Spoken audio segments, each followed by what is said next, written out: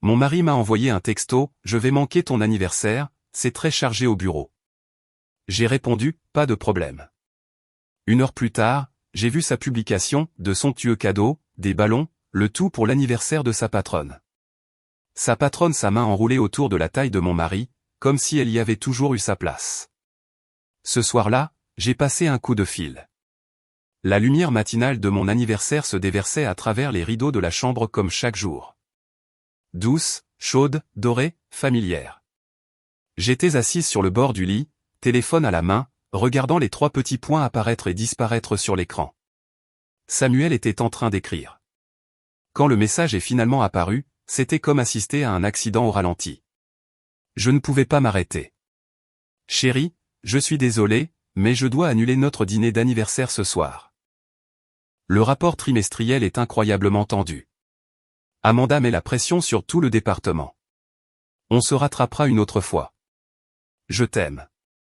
J'ai lu ces lignes 2 fois, puis une 3e fois. 35 ans, mon anniversaire. Le seul jour que je lui avais demandé de garder libre depuis 3 semaines. La seule soirée que j'avais encerclée en rouge sur le calendrier accroché dans la cuisine où il se tenait chaque matin pour faire son café. Chloé dormait encore dans la chambre d'accent grave côté. Je pouvais entendre sa respiration régulière à travers le babyphone sur l'étagère.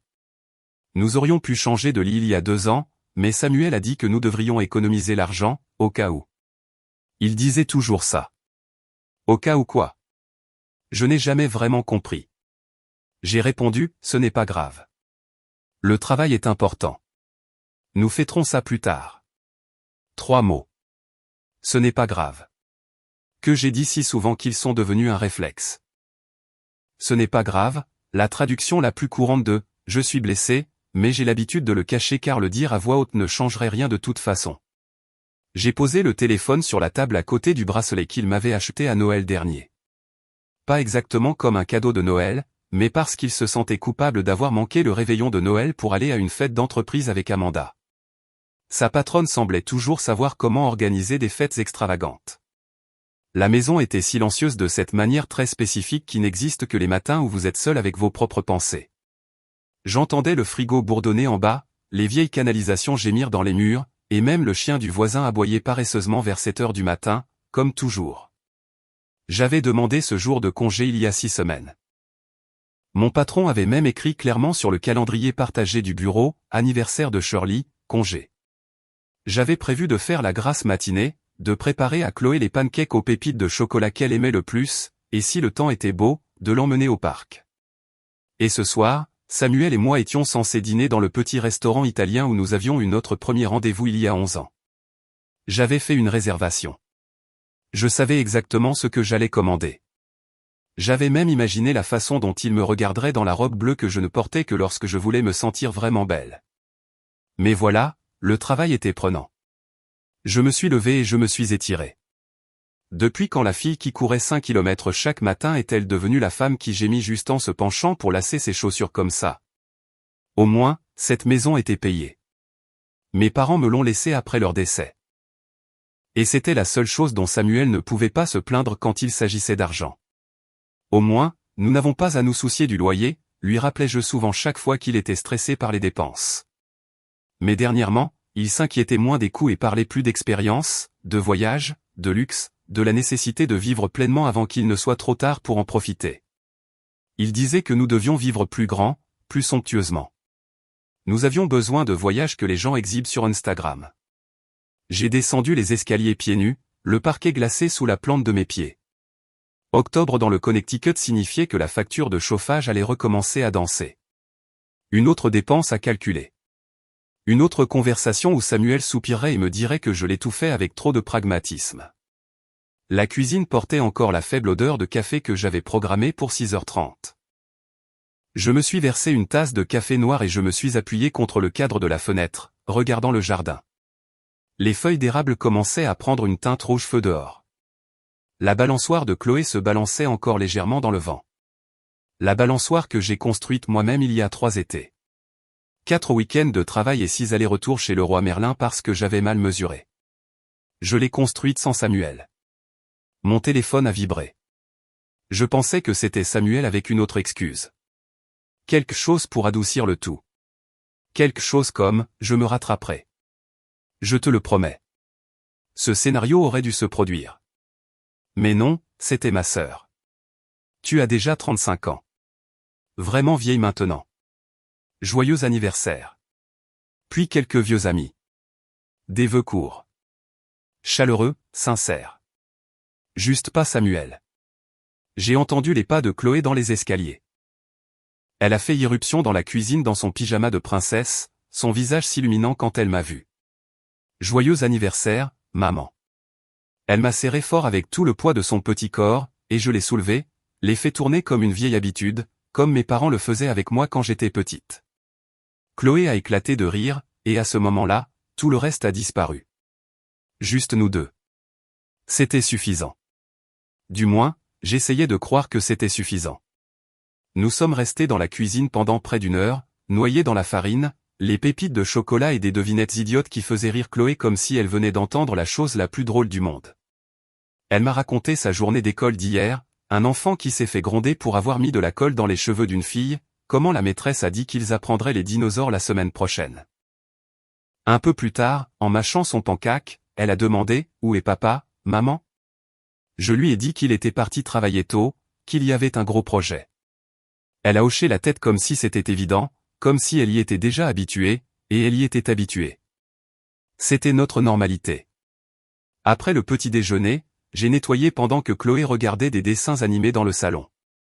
Je n'arrêtais pas de prendre mon téléphone et de le reposer.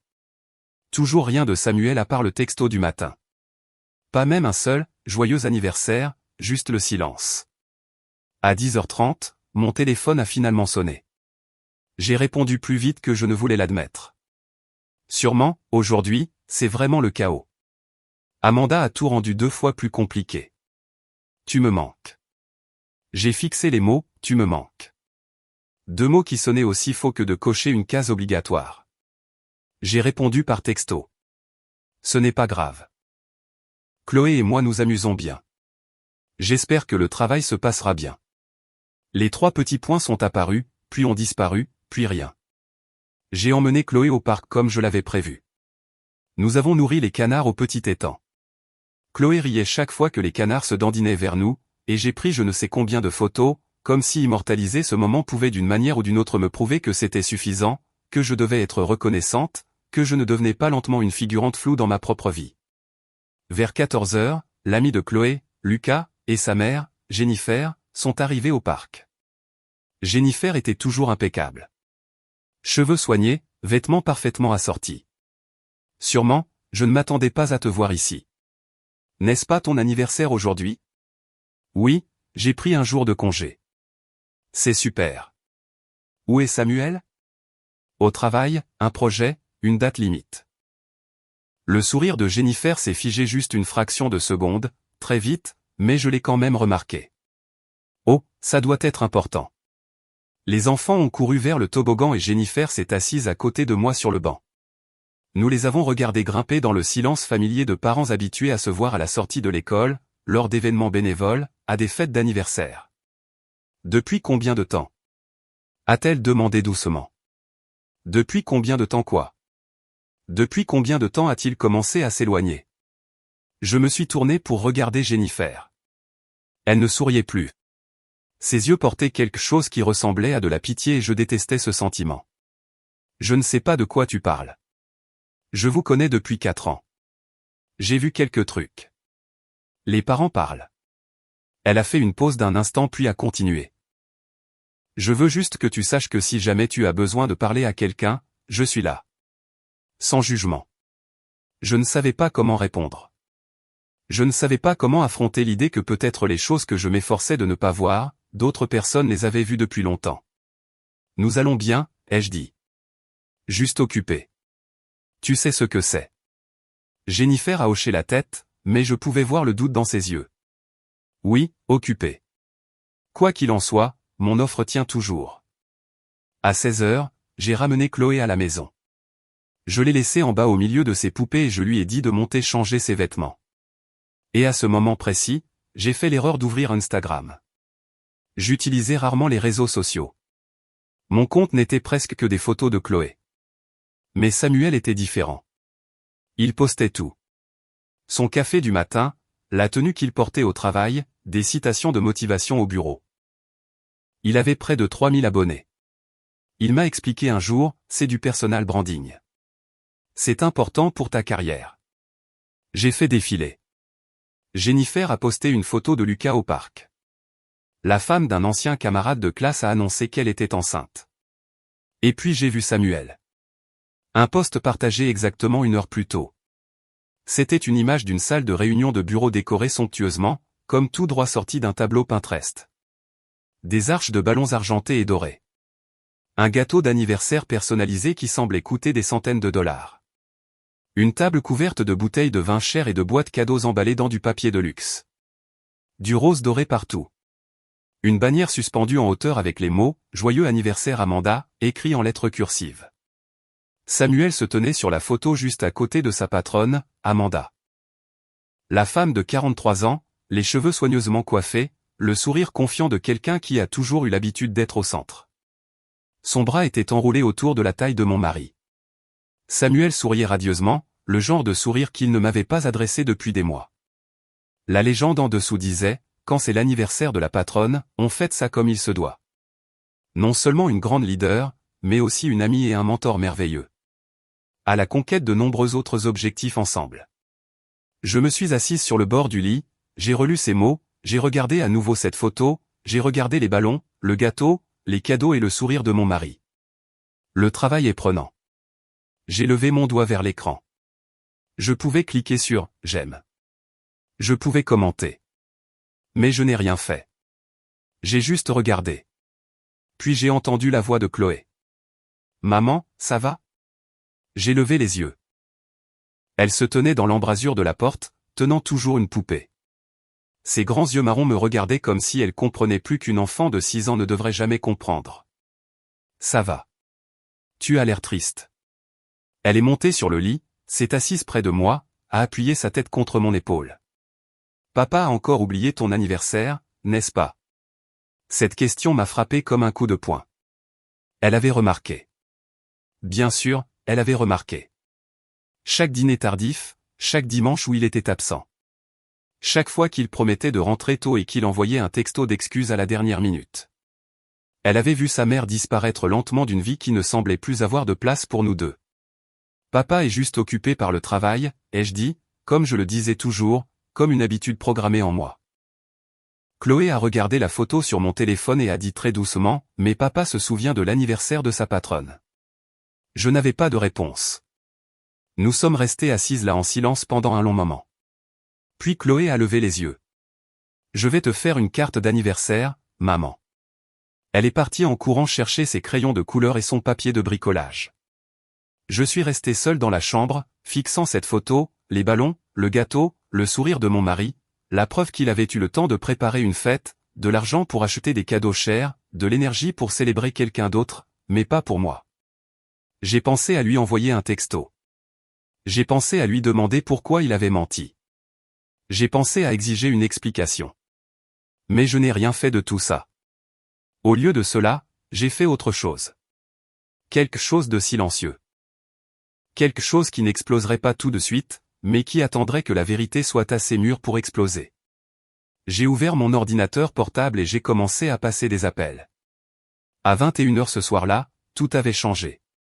Le travail que je faisais exigeait de la concentration, de la précision et une sorte de calme que je n'avais pas vraiment, mais que j'avais appris à feindre sur mon visage depuis très longtemps. Quand vous êtes la personne qui est toujours stable, toujours patiente, celle qui ne fait jamais de vagues, vous devenez doué pour garder un visage impassible, même quand tout à l'intérieur crie.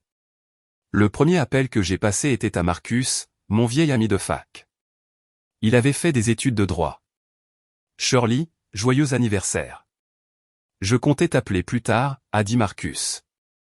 J'ai répondu « Merci. J'ai besoin de te demander quelque chose. Quelque chose de juridique. » Il y a eu une légère pause à l'autre bout du fil. Je pouvais presque le voir assis dans son bureau avec le port en arrière-plan, probablement encore en costume, même s'il était déjà tard. « Qu'est-ce qui se passe? Tu vas bien? » « Ça va. Je veux juste poser quelques questions sur la protection des actifs. » Hypothétiquement. Ce silence a duré plus longtemps. Marcus était assez intelligent pour savoir que, hypothétiquement, était généralement une façon de tourner autour de choses qui n'étaient pas prêtes à être nommées. Protection contre quoi? Contre un mariage qui pourrait ne pas être aussi solide que je le pensais autrefois. Je l'ai entendu expirer doucement. Mon Dieu, Shirley. C'est Samuel?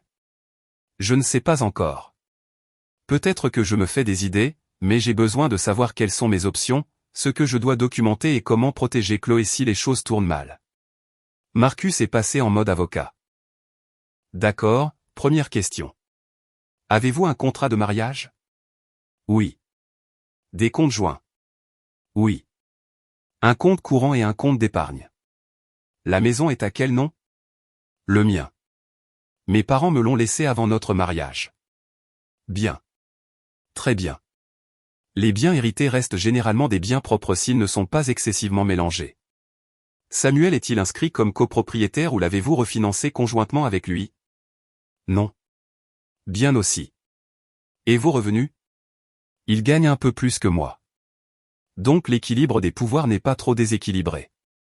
Marcus a fait une pause puis a demandé directement. As-tu des preuves d'une liaison? La question flottait entre nous comme une traînée de fumée. Qu'est-ce qui comptait comme preuve? Un pressentiment? De l'anxiété? Une photo de Samuel souriant à côté d'Amanda comme si elle était le soleil dans sa vie? Pas de preuve concrète pour l'instant, ai-je répondu avec hésitation. Alors voici ce que tu dois faire, a dit Marcus, sa voix complètement différente maintenant. Documente tout, chaque message. Chaque fois qu'il dit qu'il travaille tard, note la date et l'heure, toutes les dépenses inhabituelles. Ne le confronte pas encore. Tu as d'abord besoin d'informations. Vérifie les relevés téléphoniques, les relevés de carte de crédit, et Shirley, tu devrais ouvrir un compte bancaire séparé à ton nom. Transfère une somme suffisante pour que tu puisses t'occuper de toi si les choses tournent mal. Pas pour cacher des actifs, juste pour la sécurité. Ne le montre pas. Et si tu es sérieuse, engage un détective privé. Le deuxième appel que j'ai passé était à la banque. J'ai ouvert un nouveau compte, un simple compte courant, puis j'y ai transféré $3000. Pas trop évident, mais suffisant pour créer le premier filet de sécurité. Le troisième appel a été le plus difficile de tous. J'ai appelé ma sœur, Rachel. Elle habitait à 2 heures de route, avait une famille et 2 enfants, et n'avait jamais vraiment aimé Samuel. Il est trop mielleux, avait-elle dit après leur première rencontre. On a toujours l'impression qu'il joue un rôle. À l'époque, je pensais qu'elle était juste surprotectrice avec sa petite sœur.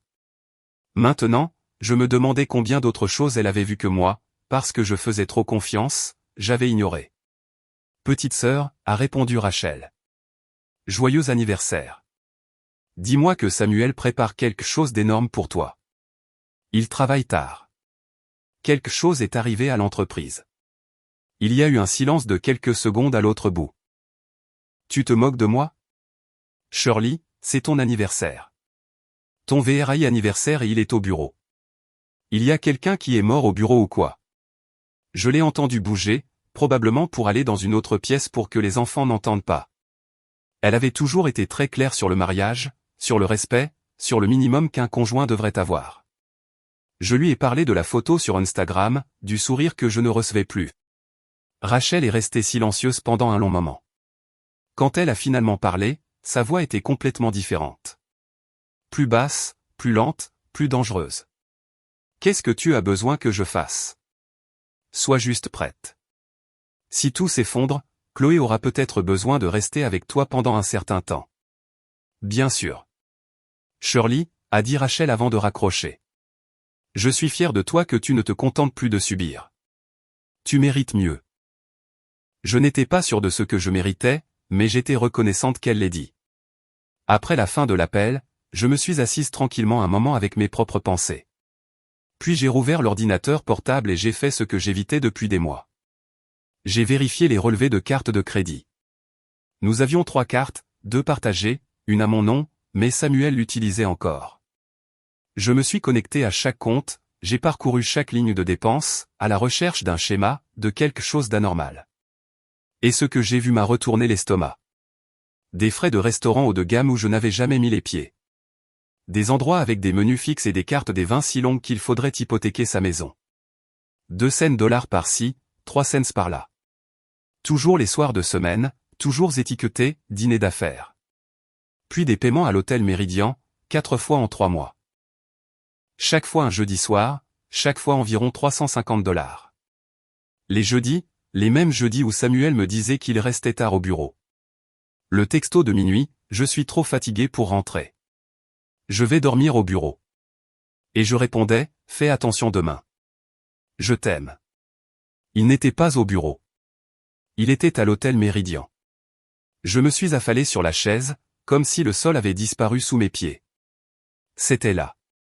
C'était la preuve. Pas encore une preuve directe d'une liaison, mais la preuve de moi de mensonge. Mes mains ont commencé à trembler. C'était drôle. Je pensais que c'était ça, la trahison en temps réel. Maman. Chloé se tenait à la porte, tenant une carte en papier de couleur. J'ai fini. J'ai fermé l'ordinateur portable, j'ai essayé de redonner à mon visage l'expression la plus normale possible. Laisse maman voir. La carte était magnifique, de la manière dont seuls les dessins d'enfants peuvent l'être. Innocente, un peu désordonnée, mais débordante d'amour. Elle nous avait dessiné, 2 bonhommes allumettes se tenant la main, moi et elle. Pas Samuel. Nous sourions toutes les deux, un soleil dans le coin de la page, une maison. Au-dessus, une écriture maladroite. Joyeux anniversaire, maman. Tu es la meilleure. J'ai juste tenu la carte et j'ai senti quelque chose se fissurer dans ma poitrine. Merci. Je t'aime, ai-je dit. Tu pleures? Non, maman est juste très heureuse. Chloé m'a serré dans ses bras et je l'ai serrée plus longtemps que d'habitude, comme si elle était la seule chose réelle qui restait dans un monde soudainement couvert de ténèbres et de mensonges. Après avoir couché ma fille, mon téléphone a sonné. Le nom de Samuel est apparu sur l'écran. J'ai laissé sonner 3 fois avant de répondre. J'avais besoin de quelques secondes pour retrouver ma voix. Quelques secondes pour avoir l'air normal. Salut, je suis désolé. Aujourd'hui, ça va probablement être encore plus tard que je ne le pensais. Sa voix est arrivée, familière mais distante. Amanda veut revoir toute la présentation pour lundi. Il faut que ce soit parfait. Je ne serai probablement pas à la maison avant 22h ou 23h ce soir. J'ai regardé l'écran de l'ordinateur portable toujours ouvert devant moi où les frais de l'hôtel Méridien étaient toujours bien visibles. Ce n'est pas grave, ai-je dit. Tu devrais continuer à travailler. Tu es fâché? Shirley, allez. Je sais que ce n'est pas bien. Je sais que j'avais promis mais c'est ma carrière. Tu dois comprendre qu'il y a des moments où le travail doit passer en premier. Le travail? Bien sûr. C'était toujours le travail. Je comprends, ai-je répondu. Je suis juste fatigué. Ça a été une longue journée, n'est-ce pas? Et aussi, c'est mon anniversaire. Il y a eu un bref silence à l'autre bout. Je suis désolé. Je le suis vraiment. On se rattrapera ce week-end. D'accord. Je rendrai ça vraiment spécial. Spécial comme la fête qu'il venait d'organiser pour Amanda. Je t'aime. Les mots sont sortis légèrement, comme quelque chose que les gens disent parce que c'est dans le script, pas parce que ça vient du cœur. Je t'aime aussi, ai-je répondu, même si dans ma tête le mot « aussi » était tombé depuis longtemps. J'ai raccroché et je suis resté assise dans la maison silencieuse. Ma maison, celle que mes parents m'ont laissée, l'endroit où j'imaginais autrefois qu'il y aurait plein de dîners de famille et de fêtes d'anniversaire simples et chaleureuses. Samuel ne rentrerait pas ce soir. Je le savais. J'ai pris mon téléphone, j'ai trouvé le numéro que Marcus m'avait envoyé et j'ai composé. Un homme a répondu à la première sonnerie. Web & Associate Investigation, c'est Tony. Bonjour, je m'appelle Shirley. Marcus m'a référé. J'ai besoin d'une surveillance. Infidélité présumée. Quand voulez-vous que nous commencions? J'ai jeté un coup d'œil à l'ordinateur portable, au jeudi répétitif et au mot « Méridien ». Ce jeudi, ai-je dit. J'ai besoin que quelqu'un suive mon mari quand il dit qu'il reste en ville pour le travail. Tony a demandé l'adresse du bureau de Samuel, sa description physique, sa voiture, sa plaque d'immatriculation. Je lui ai donné tous les détails. Il a posé des questions sur les horaires habituels de l'hôtel, et je lui ai dit ce que j'avais reconstitué à partir des relevés. Il m'a lu les frais, la procédure, l'accord de confidentialité. Je lui ai lu mon numéro de carte pour la compte.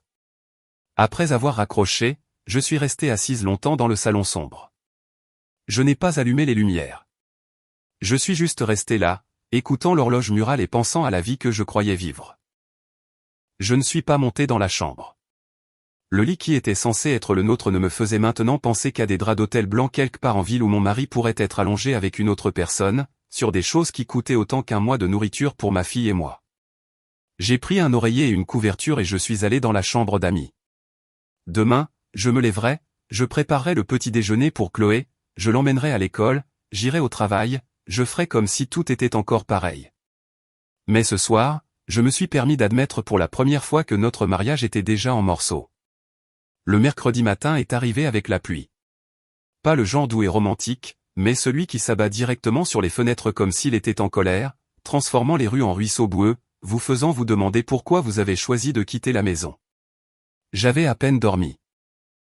Le lit d'amis était assez moelleux, mais mon esprit n'arrêtait pas de tourner avec des scénarios, avec des explications qui pourraient transformer tout cela en un malentendu. Peut-être que ces frais d'hôtel étaient raisonnables. Peut-être que tout n'était qu'une coïncidence. Peut-être que j'allais trop loin. Mais alors l'image de Samuel sur cette photo avec Amanda est revenue, son sourire, son bras autour de sa taille, ses yeux dirigés vers une autre femme, et je savais que je n'étais pas folle. Chloé est entrée dans la cuisine à 7h15, plus tard que d'habitude parce que j'avais oublié de mettre le réveil. Dans le chaos d'un mariage qui s'effondre, j'échouais même dans les parties les plus élémentaires de mon rôle de mère.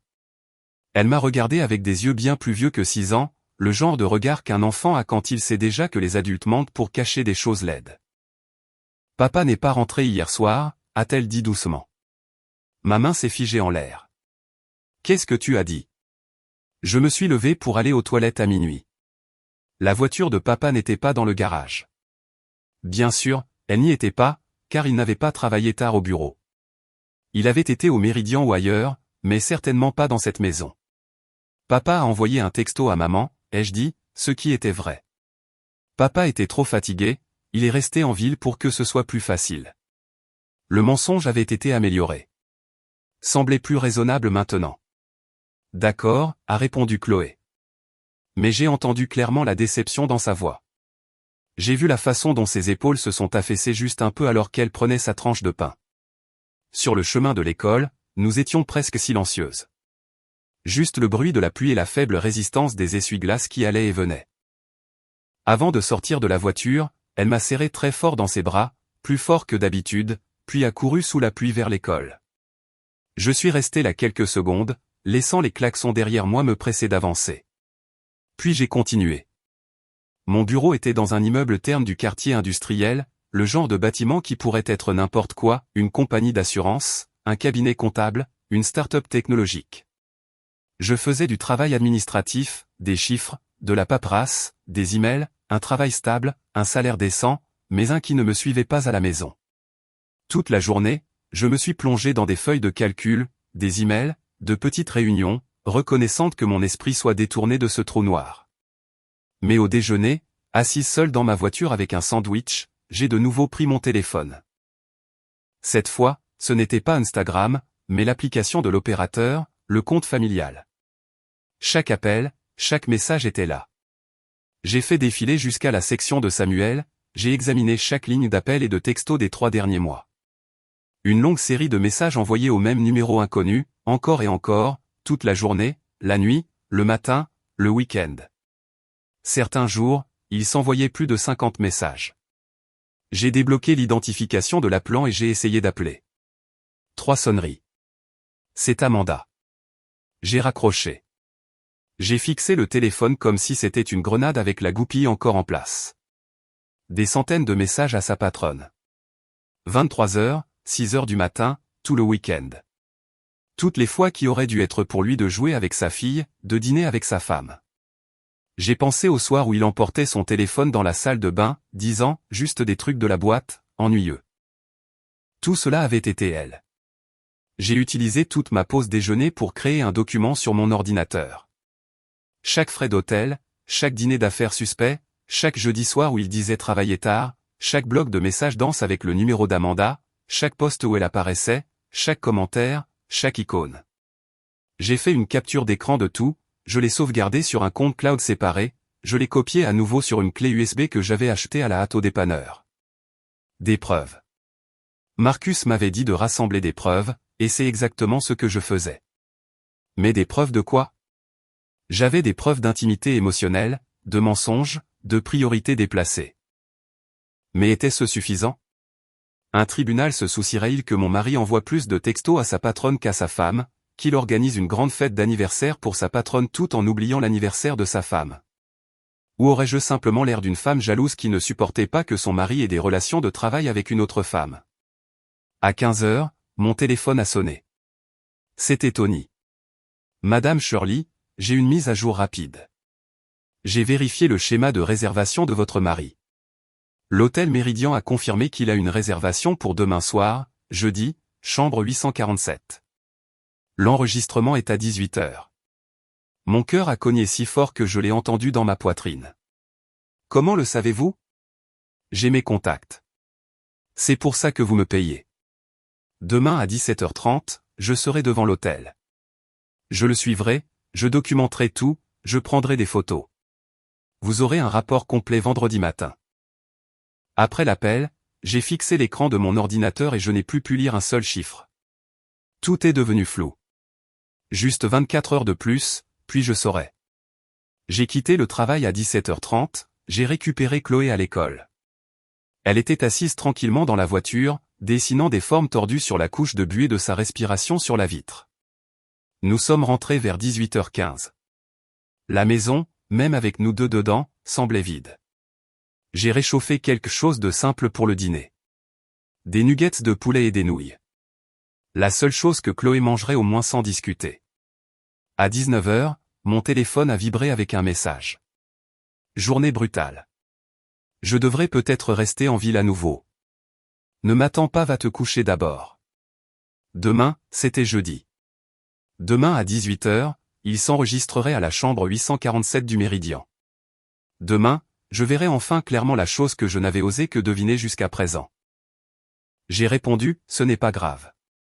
Ne te surmène pas, il a renvoyé un emoji en forme de cœur, comme si un petit cœur sur un écran pouvait réparer un mariage qui se déchirait. À 20h30, j'ai mis Chloé au lit, je lui ai lu quelques chapitres du livre sur le petit garçon sorcier dont elle était obsédée. Elle s'est endormie à mi-chemin, sa respiration lente et régulière, sa main tenant toujours le livre. Je suis resté assise là un peu plus longtemps, la regardant, pensant qu'une enfant si petite méritait des parents qui, même s'ils ne s'aimaient plus, se respectaient au moins assez pour ne pas se transformer l'un l'autre en une blague. En bas, je me suis versé un verre de vin. Je buvais rarement, mais ce soir ressemblait à une limite, comme la dernière nuit d'un chapitre où je m'étais laissé croire en quelque chose qui n'était pas réel. À 23h, j'ai entendu la porte du garage s'ouvrir. Samuel est rentré.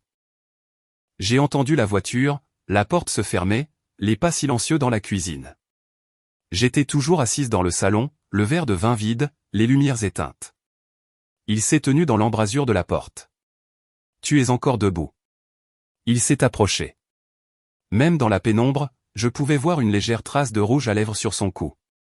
Sentir un parfum étrange que je ne lui avais jamais acheté. Voir les légères rides sur sa chemise comme si elle avait été pressée contre une surface qui n'était pas une chaise de bureau. Me voyant silencieuse, il a continué. Aujourd'hui, c'était brutal. Amanda a fait des siennes avec cette présentation.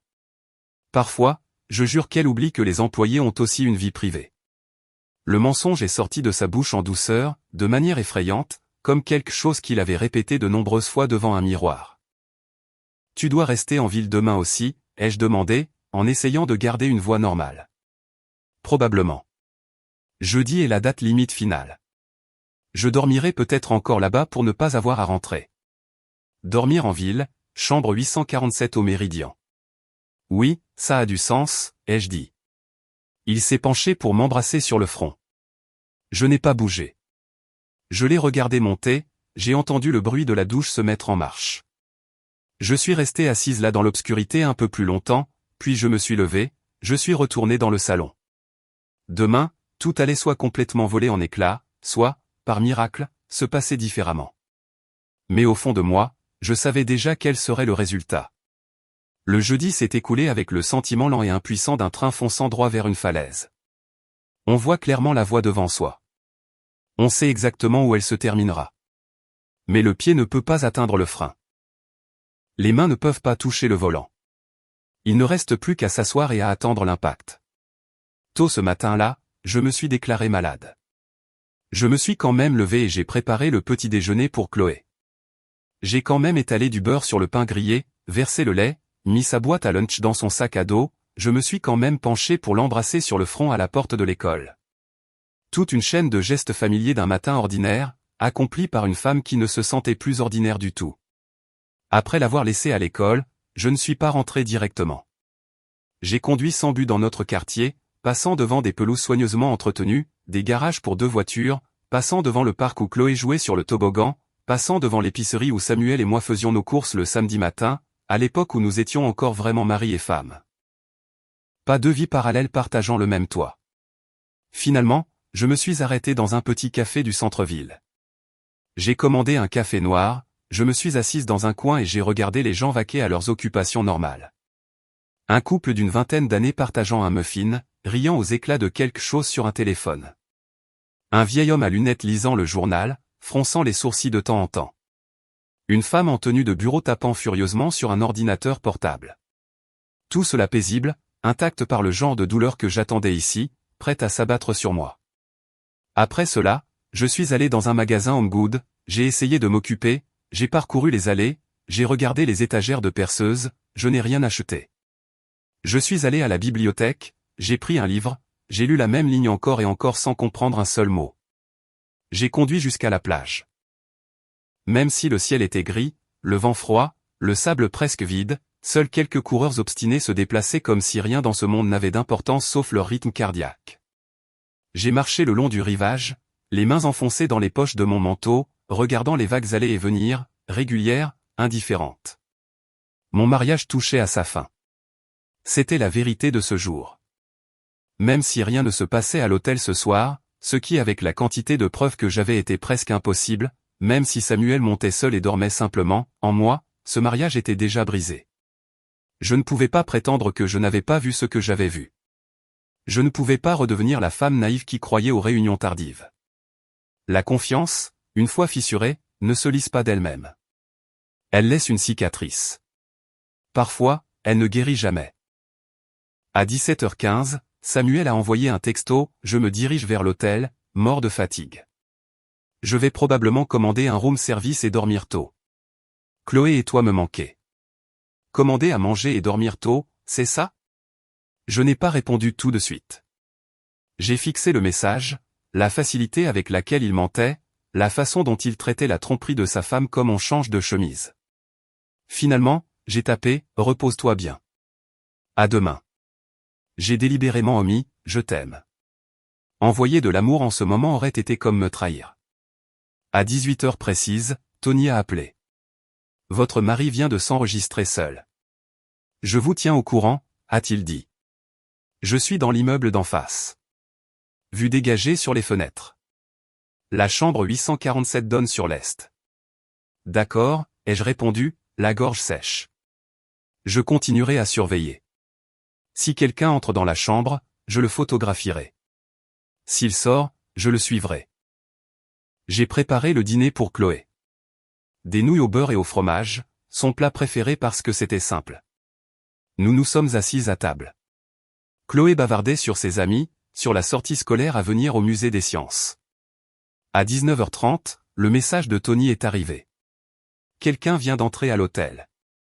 Femme, début quarantaine, tenue de bureau, cheveux bruns, correspond à votre description. Elle se dirige vers les ascenseurs. Je confirme. Mon cœur semblait être écrasé dans un point. Quelques minutes plus tard, un autre message confirmait. Elle a pris l'ascenseur jusqu'au 8e étage, a utilisé une carte clé pour ouvrir la 847. J'ai des photos. J'ai dit à Chloé que je devais aller aux toilettes, j'ai verrouillé la porte, je me suis assise sur les toilettes, les 2 mains serrant ma tête. Mon téléphone a vibré. Une photo est apparue. L'entrée principale de l'hôtel Méridien. Amanda capturée en plein mouvement alors qu'elle entrait. La moitié de son visage de profil, manteau impeccable, sac à main à l'épaule. La deuxième image, une fenêtre au 8e étage, le rideau pas encore complètement tiré. Deux silhouettes sombres se tenant proches à l'intérieur. Quelques secondes plus tard, le rideau a été tiré fermement. Il n'y avait plus rien à voir. J'avais l'impression de ne plus pouvoir respirer. L'air s'est épaissi. Les murs de la salle de bain semblaient se rapprocher. Le sol s'est légèrement incliné. Le téléphone a sonné. Madame Shirley, c'est moi. Je suis désolé. Je sais que ce n'est pas ce que vous espériez. Je sais. Continuez simplement, ai-je dit. Je veux tout savoir. Combien de temps il reste, quand elle part, tout. D'accord, j'enverrai le rapport complet demain matin. Ce soir, s'il se passe quelque chose d'important, j'enverrai un texto.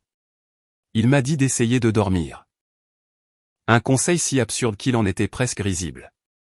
Je suis resté dans la salle de bain encore 20 minutes, respirant profondément, m'aspergeant le visage d'eau froide, m'entraînant à redonner à mon expression quelque chose d'assez normal pour sortir dans le salon avec mon enfant.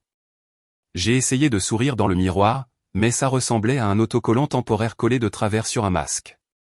Quand je suis sorti, Chloé regardait toujours des dessins animés. Nous nous sommes assises là et avons terminé l'épisode. Et à 21h, je l'ai mise au lit, j'ai continué l'histoire inachevée, j'ai redressé la couverture, j'ai allumé la veilleuse, j'ai placé le verre d'eau en tête de lit comme je le faisais toujours. « Je t'aime, maman », a-t-elle murmuré, et s'est endormie sans s'en rendre compte. Je suis descendu, je me suis versé un autre verre de vin, mais je l'ai à peine goûté. 23h15, 23h23. Un autre message. Madame Amanda a quitté l'hôtel seule. J'ai des photos. Elle avait l'air détendue, portant son sac et son manteau. Elle est montée dans un VTC. On estime qu'elle est restée dans la chambre près de 4 heures. En pièces jointes, plusieurs photos. Amanda sortant par la porte d'entrée de l'hôtel, les cheveux légèrement en désordre, le manteau drapé sur son bras, le visage détendu de quelqu'un qui vient de passer une soirée satisfaisante. Si c'était un film, ce serait la scène où je briserais le verre, crierais, me précipiterais et ferais une scène. Mais je n'ai pas ressenti la vague de rage que j'attendais.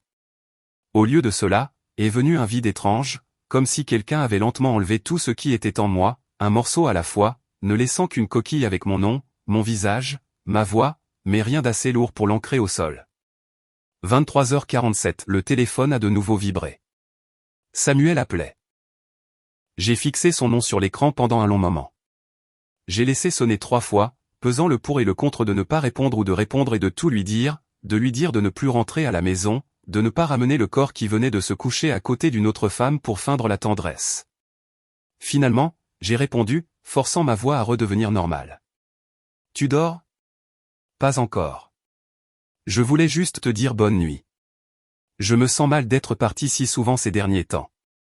Le mensonge est sorti aussi léger que l'air, comme s'il n'avait pas passé 4 heures dans une chambre dont je connaissais le numéro, dont je connaissais l'orientation de la fenêtre, dont je pouvais même imaginer la couleur des rideaux. Ce n'est pas grave, ai-je dit. Ton travail est important, ai-je dit. Demain, tu seras probablement très occupé. Oui, demain il y a la présentation avec Amanda. Je suis mort de trouille. Il était nerveux à propos de la présentation alors que je tenais la preuve de sa trahison entre mes mains. Je t'aime, Shirley. Ces 4 mots ont traversé mes oreilles, sonnant comme de l'acide. J'ai raccroché avant que quelque chose d'irréversible ne m'échappe. La maison est tombée dans un silence complet, seulement le tic-tac régulier et le poids de la vérité pesant sur ma poitrine. J'ai rouvert les messages de Tony, j'ai ouvert chaque photo, j'ai regardé encore et encore, puis j'ai tout déplacé dans un dossier séparé, je l'ai sauvegardé sur un compte cloud, j'ai envoyé une copie à Marcus, prudente comme les gens documentent des données expérimentales, pas dans un accès de rage, pas pour me torturer, mais avec la clarté froide de quelqu'un qui avait enfin cessé de se mentir. Il était près d'1h du matin avant que j'éteigne le téléphone. Je ne suis pas retourné dans la chambre conjugale, mais je suis retourné dans le salon, la pièce qui devenait lentement mon lieu de sommeil officiel. Allongé dans le noir, les yeux grands ouverts, fixant le plafond, j'ai réalisé quelque chose. Intérieurement, j'avais déjà décidé. Ce mariage s'était terminé au moment où Samuel avait choisi de cliquer sur cette réservation d'hôtel, dès la première fois où il a posé sa main sur la taille d'une autre femme sur cette photo. De ce soir où il s'est couché à côté de quelqu'un d'autre puis a levé son téléphone pour appeler à la maison et dire « Je t'aime ». Non pas parce que je voulais un divorce. Non pas parce que je n'avais pas assez essayé, mais parce qu'on ne peut pas continuer à construire une vie commune avec une personne qui construit secrètement une autre vie en parallèle avec quelqu'un d'autre, quelque part ailleurs. Je protégerai ma fille, je protégerai le reste de ma propre vie, et quand tout serait en place, je ferai ce qui devait être fait. Pas de cris, pas de spectacle, pas de scène de jalousie dans un hall d'hôtel comme dans un film bon marché. Je lui mettrai simplement la vérité sous les yeux. Clairement, entièrement, impossible à nier. Et au moment où Samuel réaliserait ce qui se passait, chaque porte qu'il croyait autrefois tenir entre ses mains serait fermée doucement mais de manière décisive, sans aucune possibilité pour lui de les rouvrir. Le vendredi matin est arrivé avec ce soleil agaçant de clarté, le genre de lumière trop joyeuse inondant la fenêtre du salon. À 7h03, j'ai entendu le faible grondement de la voiture de Samuel entrant dans l'allée. J'étais réveillé depuis longtemps, déjà habillé proprement, me répétant sans cesse que je devais jouer mon rôle à la perfection. Le rôle de la femme qui ne savait rien, qui croyait encore, qui soutenait encore, qui agissait encore sans souci. Rien que d'y penser me fatiguait. J'ai entendu la clé tourner, la porte d'entrée s'ouvrir, le bruit sourd d'un sac heurtant le sol, des pas dans les escaliers. Il se tenait à l'entrée du salon, portant toujours les mêmes vêtements que la veille. Seule sa cravate était enlevée, ses cheveux en désordre, des cernes sous les yeux, mais son visage essayant de paraître calme. Il s'est approché, s'est penché et m'a embrassé sur les lèvres. Je suis resté immobile. Je n'ai pas détourné le visage, ne l'ai pas repoussé, je suis juste resté là et j'ai accepté ce baiser comme un geste social. Comment était l'hôtel, ai-je demandé, forçant une voix neutre. Normal. Un peu ennuyeux, a-t-il répondu rapidement. J'ai juste révisé des diapositives avec Amanda un moment, puis je me suis effondré. Je n'ai même pas eu l'énergie de commander un room service comme prévu. Mort de fatigue. Les mensonges coulaient en douceur, comme s'il les avait répétés 100 fois. Soudain, je me suis demandé combien de fois au cours des derniers mois il m'avait regardé droit dans les yeux en me racontant des fictions. Et j'avais docilement hoché la tête, cru chaque mot, parce que je voulais y croire. Chloé était déjà assise dans son lit quand je suis entré dans sa chambre, serrant le livre de dinosaures dont elle était obsédée depuis des semaines. Quand nous sommes descendus à la cuisine, Samuel fouillait déjà dans le placard pour des œufs et du pain, sifflotant doucement comme un homme qui venait de passer une bonne nuit de sommeil au lieu d'un voyage d'affaires à l'hôtel. « Bonjour, princesse. » Il a ouvert les bras. Chloé est entrée pour un câlin, mais j'ai vu clairement que le câlin était plus court qu'avant. Elle s'est retirée plus tôt, ne s'accrochant plus à la poitrine de son père comme elle le faisait autrefois. Les enfants savent, même s'ils n'ont pas les mots pour nommer ce qu'ils ressentent. Nous trois avons préparé le petit déjeuner ensemble. Œufs au plat, pain grillé, jus d'orange. De l'extérieur, si quelqu'un passait devant notre fenêtre à ce moment-là, il aurait pu penser, cette famille a l'air chaleureuse. 3 personnes se déplaçant en rythme dans la cuisine familière, partageant la planche à découper, la poêle, les assiettes. Mais à l'intérieur, j'avais l'impression d'être dans une pièce déjà remplie de gaz, attendant juste une petite étincelle. Le téléphone de Samuel n'arrêtait pas de vibrer sur la table de la cuisine, l'écran s'allumant, s'éteignant, s'allumant à nouveau. Et chaque fois qu'il y jetait un coup d'œil, il y avait soit un faible sourire, soit un froncement de sourcils inquiet et fin. Email du travail, ai-je demandé comme si je demandais par habitude. Oui, a-t-il haussé les épaules. Amanda stresse à mort pour la présentation. Elle réfléchit toujours trop, mais honnêtement, nous formons une très bonne équipe. Elle me fait confiance pour gérer les parties difficiles. Après avoir mangé, Samuel est monté pour enfiler son costume bleu foncé. Chloé se débattait avec la fermeture éclair de son sac à dos. Mon téléphone a vibré avec une nouvelle notification de mail. L'objet m'a immédiatement frappé. Rapport détaillé, surveillance jeudi soir, de Tony. En pièces jointes, plus de 30 photos haute résolution, chacune avec des horodatage clairs dans le coin. La dernière partie du rapport se lisait comme une sorte de condoléance, sur la base de l'heure, du lieu, de la manière de se rencontrer et du niveau d'intimité observé, il y a une forte probabilité qu'il s'agisse d'une relation extra-conjugale romantique et ou sexuelle. Si le client le souhaite, nous pouvons poursuivre la surveillance pour établir un schéma comportemental. Facture jointe. Sincères condoléances pour ce résultat. Sincères condoléances, sonnait comme quelque chose écrit sur une couronne funéraire. Et quelque chose était en effet mort. Pas seulement une nuit, pas seulement une promesse, mais notre famille. Après avoir déposé Chloé à l'école, je ne suis pas retourné au bureau, mais j'ai conduit directement au cabinet de Marcus. Le bureau de Marcus était à un étage élevé d'un immeuble en verre avec des fenêtres donnant sur le port. Il m'a accueilli dans le hall, tenant déjà 2 tasses de café en papier. J'ai tout lu, a-t-il dit, en ouvrant la porte d'une petite salle de conférence. Shirley, je suis vraiment désolé. Je me suis assise et j'ai dit, j'ai juste besoin de savoir ce que je fais maintenant. Marcus a ouvert un épais dossier déjà préparé sur la table. À l'intérieur se trouvait une pile de documents presque complets, la requête en divorce, un projet de règlement de propriété, des propositions concernant la garde des enfants. D'abord, a-t-il dit, sa voix passant en mode professionnel. La maison. La maison est à ton nom depuis le début. C'est un bien hérité d'avant le mariage. Pas de copropriété, pas de refinancement conjoint. Donc, en principe, elle reste uniquement à toi. J'ai hoché la tête.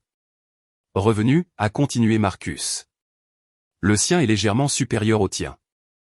Combiné aux preuves très claires d'infidélité et au fait que depuis des années tu es la principale pourvoyeuse de soins, tu es en position de force pour demander une pension alimentaire et la garde principale. Je proposerai au tribunal que Chloé continue de vivre avec toi dans la maison familiale, en maintenant son école et sa routine, dans son meilleur intérêt. Samuel aura des droits de visite, les week-ends, les vacances par accord, à moins qu'il y ait de la violence ou des préjudices, ce qui n'est pas le cas ici. J'ai ravalé le nœud dans ma gorge en entendant l'expression « un enfant du divorce ». J'ai pensé à Chloé, aux vacances à venir, à comment dans quelques semaines ce serait Thanksgiving, puis Noël. Elle parlait encore avec enthousiasme des fêtes de l'école, de comment, cette année, je veux faire une dinde en papier de couleur. Je veux attendre après Thanksgiving, ai-je dit lentement.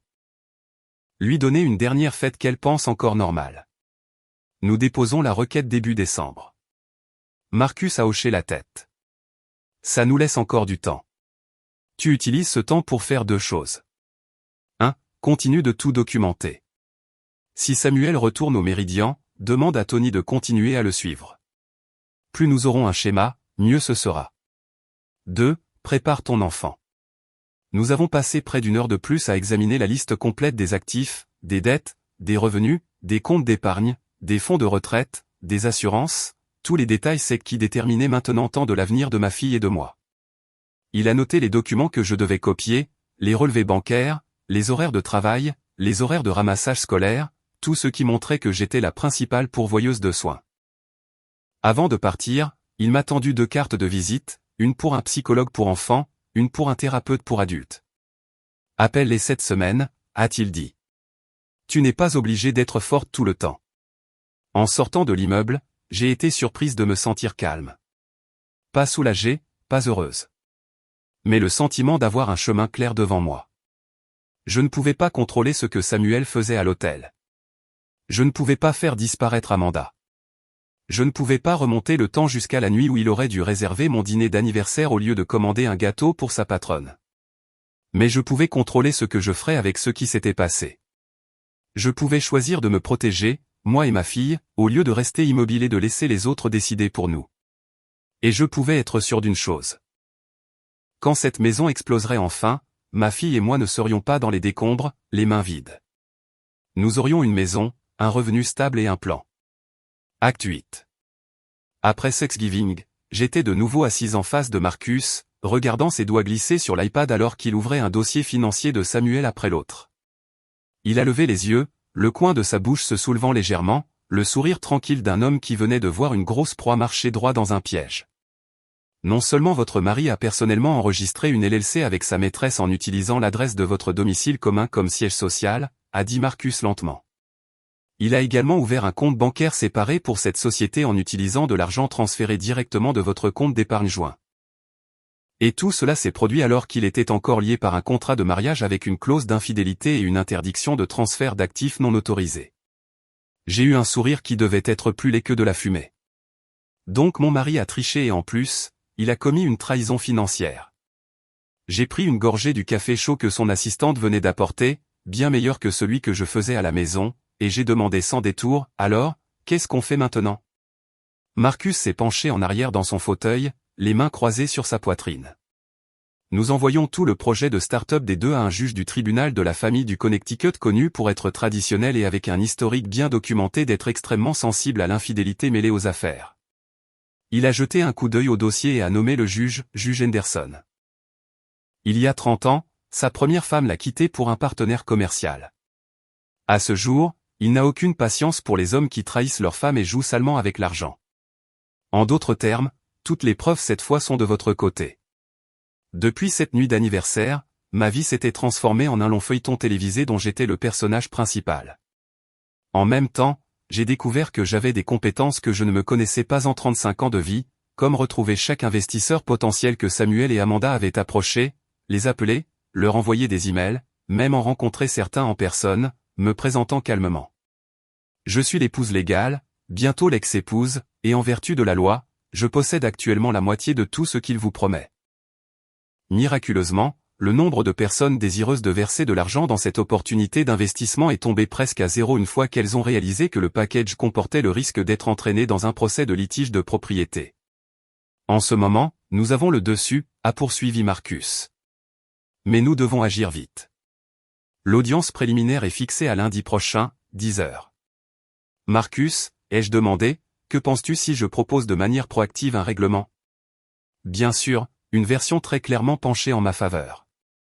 Normalement, je dirais que nous laissons le tribunal lui donner une leçon, a répondu Marcus.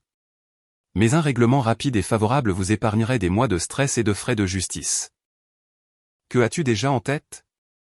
Je lui ai dit ce que je voulais, la maison, la majeure partie du portefeuille d'investissement, l'intégralité du fonds de retraite au nom de Samuel, et sa voiture. 2 jours plus tard, nous étions assis dans la salle de conférence en verre du bureau de Marcus. Moi, Marcus, Samuel et son avocat, un type assez jeune avec une cravate de travers, jetant constamment des regards à Marcus comme s'il avait peur d'être dévoré tout cru. Soyons clairs dès le début, a commencé Marcus, sa voix égale et froide. Nous avons des preuves suffisantes d'adultère, de détournement de biens matrimoniaux et de transfert délibéré de fonds communs vers une société nouvellement créée avec un tiers. L'avocat de Samuel s'est légèrement raclé la gorge, a remué ses papiers. Mon client est prêt à offrir une division équitable des actifs. Nous ne sommes pas venus ici pour entendre votre offre, les jeux interrompus calmement. Nous sommes venus ici pour qu'il accepte la mienne. Marcus a fait glisser le dossier de règlement sur la table. J'ai regardé le visage de Samuel pendant qu'il lisait. D'abord la confusion, fronçant les sourcils, puis ses yeux s'écarquillèrent, puis son visage devint rouge de colère, et enfin la réalisation lente et indubitable qu'il n'avait pas une main plus forte à jouer. C'est du vol en plein jour, a-t-il explosé. Tu veux 70% des investissements, tout mon fonds de retraite et ma voiture. Alors qu'est-ce que j'obtiens? Sa voix se brisa. Marcus sourit faiblement. Il s'en sort du pire scénario énoncé dans le contrat de mariage. Si cela va au tribunal, il y a de fortes chances qu'il perde encore plus que cela. De plus, ma cliente est très généreuse en lui permettant de conserver son emploi, l'entreprise avec sa maîtresse, le droit d'utiliser son ordinateur portable préféré, sa garde-robe et son ensemble de clubs de golf. Samuel se tourna pour me regarder. Quelque chose entre le désespoir et l'attachement dans ses yeux. Shirley, nous avons été ensemble plus de 10 ans. Ça ne compte pour rien? Je l'ai regardé et je n'ai vu qu'un homme qui avait déchiré de ses propres mains ce qu'il avait autrefois construit. Ça compte pour tout, Samuel, ai-je dit doucement. C'est à cause de ces années que je te laisse encore partir avec la seule chose que je crois encore que tu sais valoriser, ta carrière et les relations d'affaires que tu as bâties. Le reste, cette maison, l'avenir de notre fille, les fonds que j'ai versés tout au long de ma jeunesse, seront conservés dans un endroit plus sûr. Tu gardes toujours ce que tu aimes le plus, ton travail et ton amour. Considère que je suis très indulgente. Samuel ouvrit la bouche pour protester à nouveau, mais ne put former une phrase complète. Le jeune avocat à côté de lui se pencha pour lui murmurer quelque chose. À la fin, il n'y eut que le léger bruissement du papier et le faible tremblement de son stylo sur la ligne de signature, tandis que j'étais assis immobile, le dos droit, les mains posées sur la table, me sentant comme si je venais de conclure une négociation commerciale, pas un mariage. Je me suis levé, j'ai pris ma copie, une étrange légèreté m'envahissant. Samuel ne resterait qu'avec son travail et quelques relations fracturées, et je garderais la maison, l'argent, l'avenir et surtout, ma liberté. Acte 9.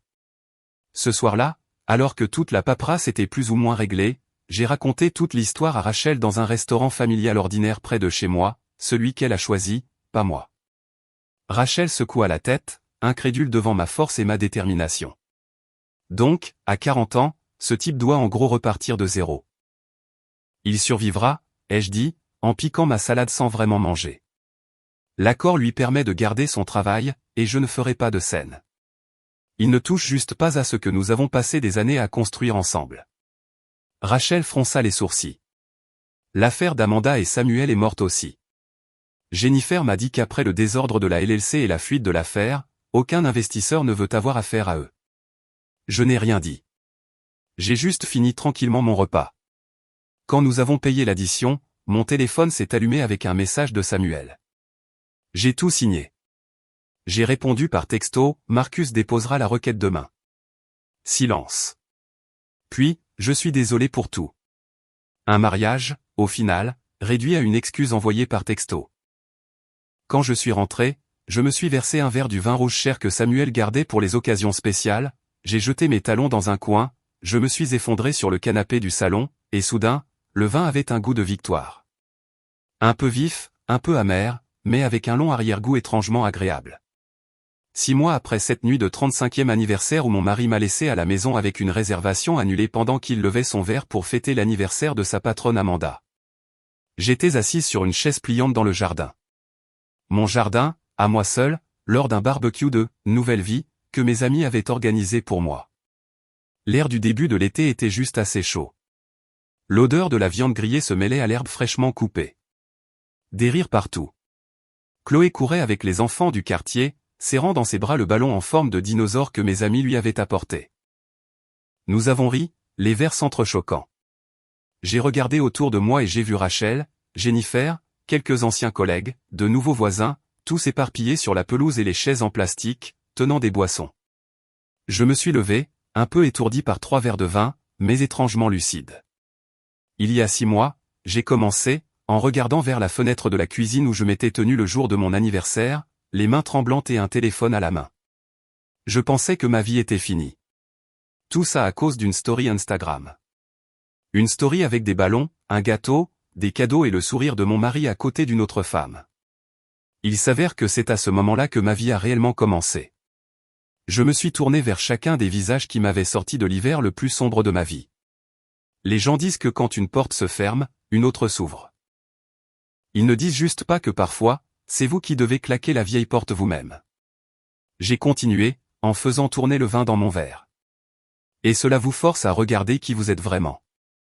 Pendant plus de 10 ans, j'étais la femme de Samuel, la mère de Chloé, celle qui se souvenait des calendriers de vaccination, des factures d'électricité, du papier toilette, des réparations de plomberie. J'étais si occupé à maintenir une vie de famille que j'ai oublié que j'avais aussi ma propre vie. J'ai montré la porte d'entrée, maintenant repeinte d'un bleu profond que Samuel qualifiait autrefois de mauvais goût et d'inapproprié pour la maison. Maintenant, je suis juste Shirley. Et oui, j'ai secoué la tête, ma voix s'adoucissant. Étrangement, ce n'est même pas ma plus grande victoire. J'ai regardé Chloé, qui accourait avec une assiette de biscuits, les cheveux en désordre, les joues rouges, les yeux brillants. Elle m'a regardé avec un mélange de fierté et de légère gêne parce que sa mère faisait un discours devant tout le monde. La vraie victoire, ai-je dit lentement, c'est de réaliser que je n'ai jamais été aussi faible que je le pensais. Je peux me débrouiller seul, signer mon nom sur des décisions difficiles, reconstruire une vie pour moi et mon enfant. Juste à ce moment-là, mon téléphone a vibré. Un message de Samuel. Demain après-midi, je passerai la prendre pour une pizza. Je transférerai la pension à temps. J'espère que vous allez bien, toi et elle.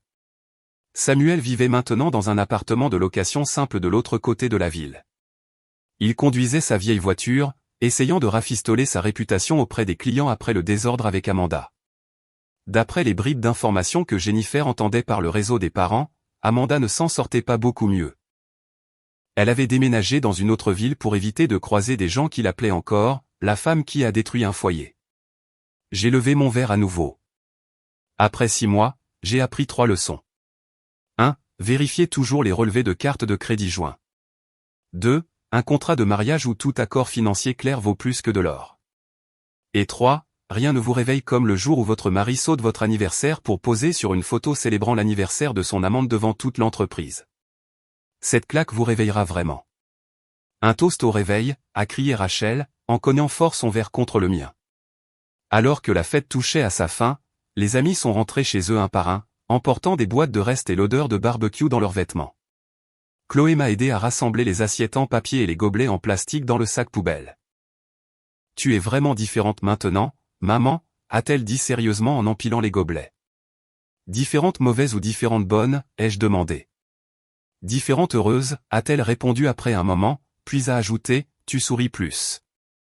Tu ne fixes plus ton téléphone en soupirant tout le temps. Je te préfère maintenant. Ma gorge s'est serrée, et j'ai dû me détourner un instant avant de pouvoir dire, je me préfère maintenant aussi. Quand Chloé fut endormie, je suis retourné sur le porche arrière avec un dernier verre de vin. Le ciel était peint d'orange et de rose, une légère brise soufflait à travers les arbres nouvellement plantés. Mon téléphone a affiché un souvenir d'exactement un an plus tôt. Une photo de Samuel et moi à une fête d'entreprise, debout côte à côte, souriant, le sourire parfait du couple à succès, tout semblait si impeccable que maintenant cela me paraissait étranger. J'ai à peine reconnu la femme sur cette photo, les yeux prudents, le sourire retenu, sa main posée sur le bras de l'homme qu'elle pensait être son port d'attache. J'ai pris une gorgée de vin, j'ai levé mon verre vers le jardin silencieux. Un toast à cette terrible nuit d'anniversaire, ai-je murmuré.